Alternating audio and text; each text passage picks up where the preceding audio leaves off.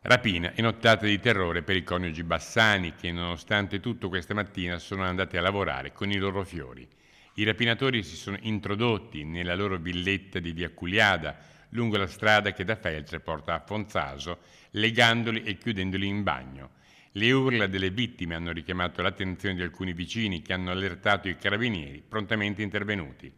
La zona, come ci racconta chi abita lì poco distante, purtroppo non è nuova a simili episodi. L'anno scorso in giugno, di notte, ho sentito dei rumori, però ho detto lei gatti, però ho due gatti che girano qua e là.